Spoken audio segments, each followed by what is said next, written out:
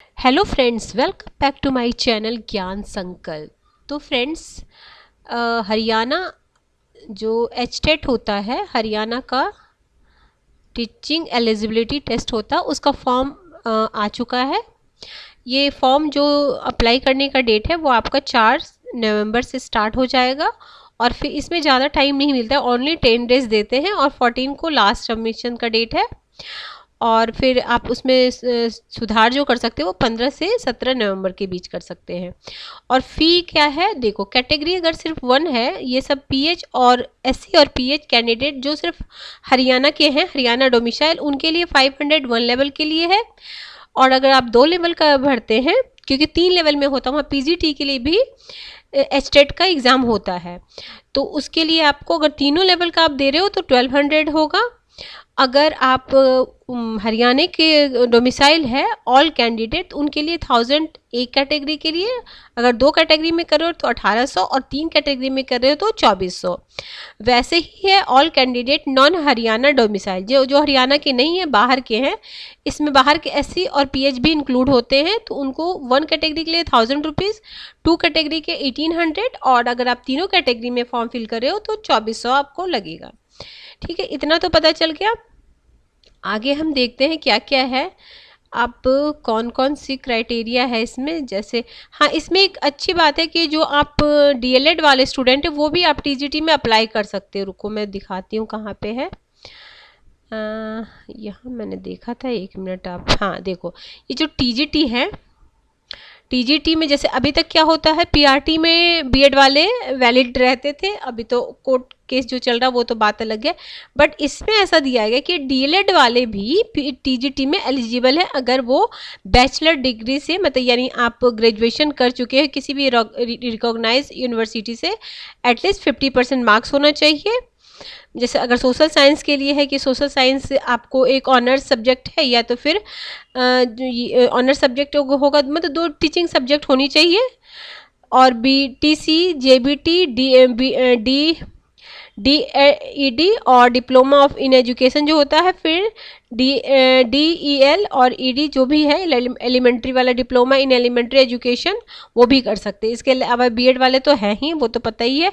इसके अलावा एक और है इनमें क्राइटेरिया कि आपका 10th लेवल में वो होना चाहिए।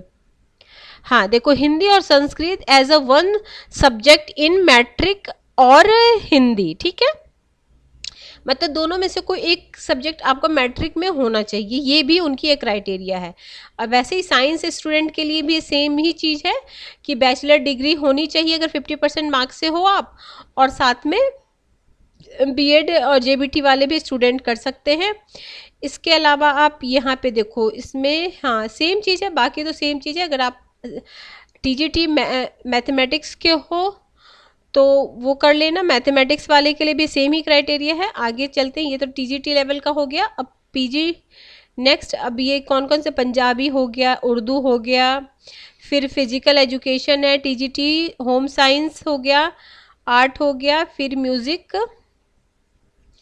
अलग अलग सब्जेक्ट। अब पीजीटी में आपका देखो, अगर पीजीटी, जैसे मैं अपने चैनल पे आपको पॉलिटिकल साइंस कराऊंगी, और इसमें देखो पीजीटी में क्या होना चाहिए, अगर एमए होना चाहिए जिस सब्जेक्ट से भी आप देना चाह रहे हो, एटलीस्ट 50% मार्क्स होना चाहिए, और फिर बीएड होना चाहिए इसमें।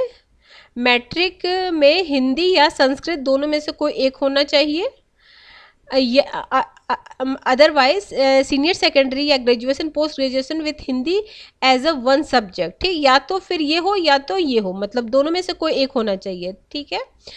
अब हम देखते हैं इसमें क्या क्या है, मतलब क्या क्या आपको पढ़ना है, वो भी मैं एक बार दिखा देती हूँ। देखो, ये है आपका लेवल 1 के लिए, तो लेवल 1 के लिए पीआरटी के लिए क्या क्या है, 30 होगा आपका टीचिंग डेवलपमेंट पेडागोजी, फिर हो जाएगा मतलब लैंग्वेज भी 30 मार्क्स का होगा, उसमें हिंदी 15 मार्क्स और 15 मार्क्स आपका इंग्लिश हो गया। फिर है general studies, quantitative aptitude type का होगा, इसमें रीजनिंग एबिलिटी पूछा जाएगा, और 10 मार्क्स के आपके इसमें देखो 10 मार्क्स का हो गया।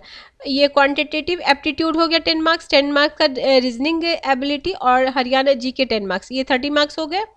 फिर मैथमेटिक्स, ये पीआरटी की बात हो रही है तो मैथमेटिक्स 30 का, इन्वायरमेंटल साइंस भी 30, मतलब 60 नंबर आपके सब्जेक्ट से हो जाएंगे।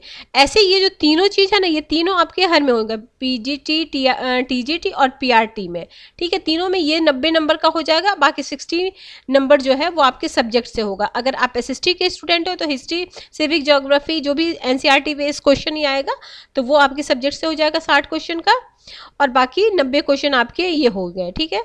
ये देख लो, वैसे ही आपका ये है टीजीटी, इसमें 30 मार्क्स का हो गया आपका चाइल्ड डेवलपमेंट, लैंग्वेज हो गया 30, इसमें 15 हिंदी, 15 इंग्लिश, और जनरल स्टडी इसमें 30 हो गया, ये देख लो। और फिर है सब्जेक्ट स्पेसिफिक ऑप्टेंट, या साइंस के आप हो तो साइंस से आएगा, एसएसटी को हो तो एसएसटी से आएगा, जिस लैंग्वेज से आप टीजीटी दे रहे हो उस लैंग्वेज से आएगा, उस वैसे ही है।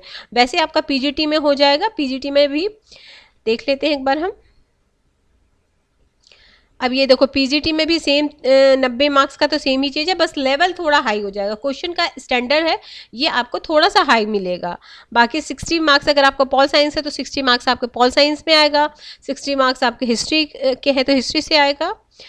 तो ठीक है, ये बहुत अच्छी। अभी जैसे अगर एस्टेट कर लेते हो फिर तो वैकेंसी जब आएगी तो आप फॉर्म कर, और इसमें एज क्राइटेरिया जो होते हैं 21 से 42 ईयर होता है हरियाणा में, ठीक है। तो ठीक है फ्रेंड्स, अगर आप मेरे चैनल से जुड़े हो तो आपको मैं पॉलिटिकल साइंस और हिस्ट्री की क्लासेस लेके आती हूँ, और काफ़ी अच्छे कंटेंट मेरे चैनल पे पॉलिटिकल साइंस के यूजीसी नेट के सिलेबस के अकॉर्डिंगली मैं कंप्लीट कराती हूँ। तो किसी भी स्टेट का अगर आप पीजीटी दे रहे हो तो पॉलिटिकल साइंस है तो आपको काफ़ी हेल्प करने वाला है।